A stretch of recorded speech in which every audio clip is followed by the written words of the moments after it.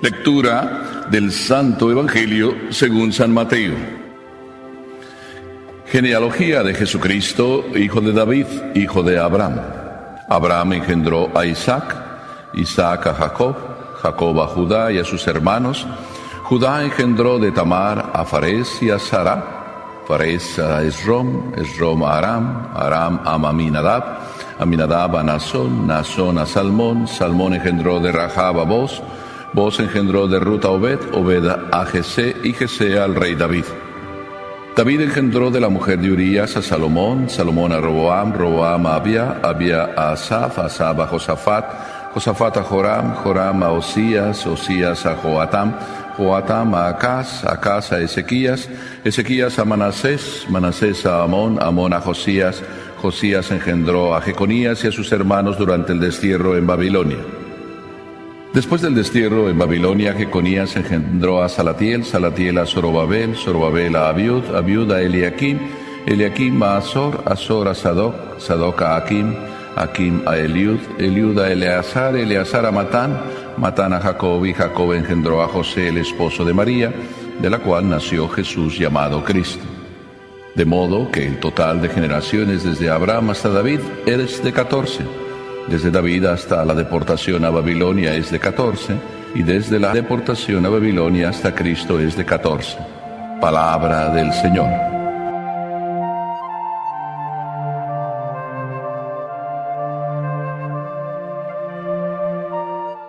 Probablemente a ustedes les pase lo mismo que a mí. ¿De qué va a hablar el Padre? Porque nos dijo un trabalenguas. Pero a lo mejor el Padre ni siquiera se enteró de lo que dijo. Y ustedes tienen la razón. Es decir, yo no me enteré de lo que dije. No me acuerdo de todos los nombres. Pero ¿verdad que sí se acuerdan que son 14 y 14 y 14? Vamos a multiplicar a ver si con eso sacamos cuándo es el fin del mundo.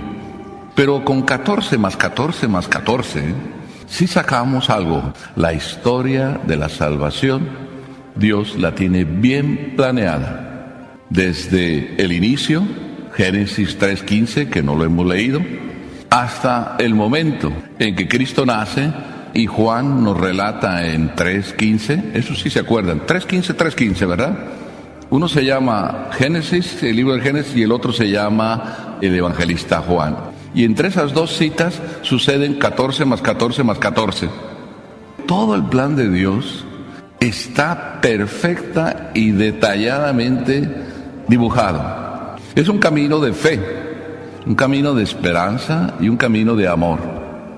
Y voy a terminar al final con lo mismo que ahora estoy empezando. Ayer cayó en mis manos un medicamento que anda por ahí. El medicamento se llama Rosarium y contiene 20 comprimidos. Cada comprimido se llama Misterio Contemplativo. Pertenece a todo el género de medicamentos que salvan. Este medicamento es un poco extraño. Dice, manténgase al alcance de los niños. Y además no tiene fecha de caducidad. Cada uno de los comprimidos contiene un Padre Nuestro, 10 Aves Marías y un Gloria.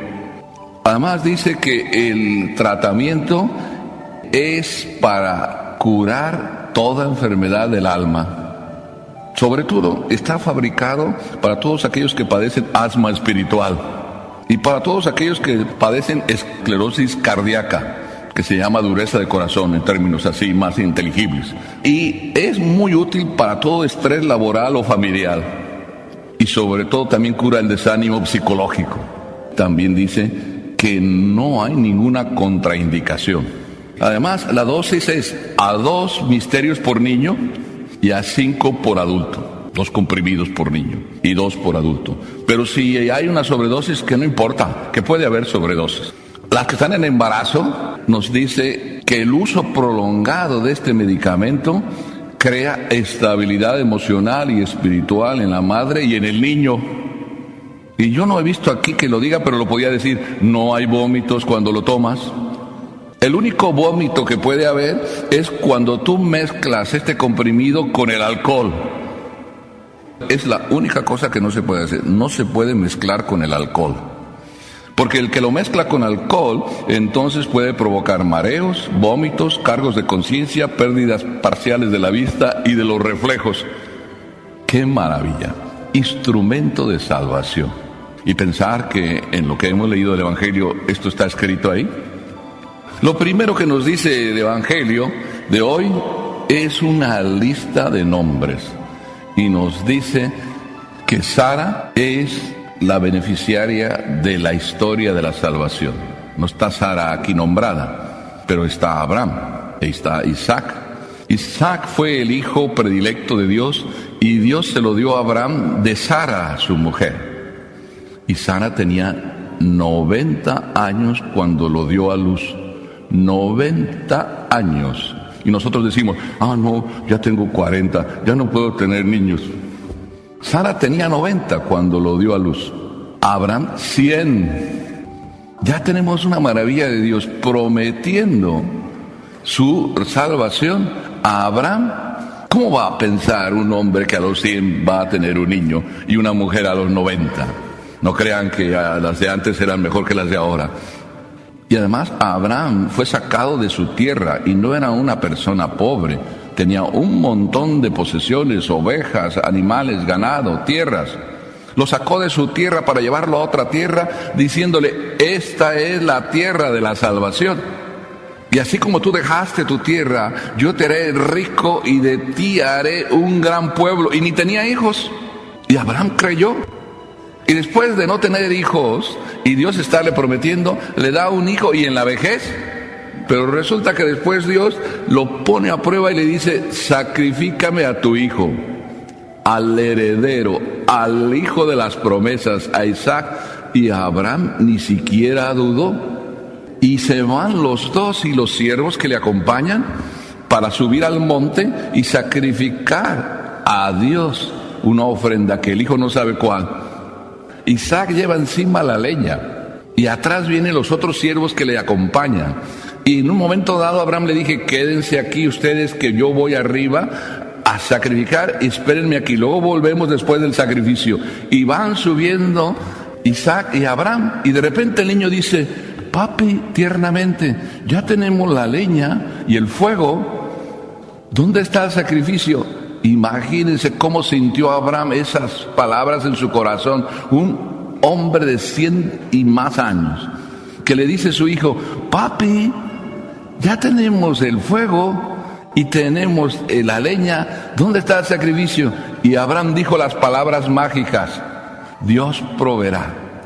Un hombre de fe dice esas palabras, Dios proveerá. Como se le revolvía, igual que se me está revolviendo a mí el corazón y se me revuelven las entrañas, porque hasta las entrañas se me vuelven corazón y se me pone a temblar nada más oír eso, las palabras zumbar en el corazón de Abraham y responder a Abraham con esa ternura, Dios proveerá. Eso es tremendo. ¿Somos capaces de decir Dios proveerá cuando nos pide un hijo? Se hacen ustedes también, me da risa verlos cómo reaccionan, porque es la reacción normal, no es que nosotros somos extraños. Abraham es un hombre de fe, nosotros vivimos de fe y creemos, yo diría que quizá no tanto de fe, y luego se va a explicar por qué estoy diciendo esto, pero Abraham es solo fe, no ve nada, y lo poco que veía la esperanza de su hijo, Dios se lo pide, primero se lo dio y ahora se lo pide. ¿Cómo Abraham puede ver que habrá una descendencia sin poderse contar de él cuando le pide al propio hijo? Y cuando dice Dios proveerá, lo dijo seriamente. Él no sabía cuál era el plan de Dios. Y cuando ya colocaron la leña y el fuego y ya le echa encima la espada para matarlo, el ángel le detiene su mano y entonces le dice, Abraham, veo que crees, es suficiente. ¿Qué habrá pasado en ese instante en Abraham? Eso es bien claro. Cumplió, creyó y recibió la alegría por creer. Pero ¿qué habrá pasado en Isaac? Estaría diciendo tristemente, papi, ¿qué haces? ¿O es que el que tiene fe transmite la fe y el hijo también estaba diciendo, Dios proveerá? Lo cierto es que Abraham, un hombre de fe, le enseñó a su hijo también que hay que tener fe y los dos viviendo de fe creyeron en lo mismo. Qué hermoso creer. 14 generaciones pasaron desde Abraham hasta David. David es un rey, ya no estamos hablando de un nómada. De David en adelante hasta la deportación, hasta que fueron hechos esclavos los judíos, ¿de qué vivieron? Esperaban la promesa y que del rey David nacería un hijo. Dios se lo prometió también a David: de ti saldrá el rey. Sí, voy a decir, desde David hasta la deportación. Ya la deportación es, ya no están en su tierra, ya viven de esclavos. Ya el templo está profanado y las cosas del templo se las llevó el rey Nabucodonosor. ¿Qué podían esperar? Ya no tienen su tierra. Los profetas que fueron deportados junto con el pueblo mantenían la esperanza. Como hoy también oímos, vendrá un Salvador. Y estamos en una espera. No son 14 generaciones que tenemos que esperar, sino simplemente 8 días para esa espera. Vivimos como ya cómodos, como que ya se dio. Y ya como que no nos importa que se va a dar, porque ya se dio. Pero ya se ha dado en nosotros y hay esperanza de que se dé. Y luego viene lo tercero, de la deportación, del vivir fuera de la tierra a volver otra vez a la tierra. Pasaron otras 14 generaciones y fue también otra pareja, José y María, las que realizaron ya no el plan de la fe, no el plan de la esperanza, sino el plan del amor. Porque cuando ya se tiene al Salvador, ya no se necesita creer. Cuando ya se tiene, ya no se necesita esperar. Cuando ya se tiene, es dejar lo que se quede. Y eso solo lo logra el amor. Es el amor el que nos hace vibrar con el que amamos. Fue María y José quienes nos trajeron a Jesús, porque dijeron sí, hoy es Navidad, y además por adelantado. Porque cada vez que viene Jesús en la misa, es Navidad.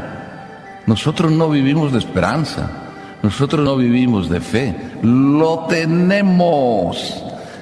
Y solo lo que se tiene se llega a amar cuando se conoce que lo tiene. Pero si lo ignoramos, reflexionemos que desde Abraham hasta José y María fueron exactamente 14 más 14 más 14, porque el amor de Dios se cumple perfectamente.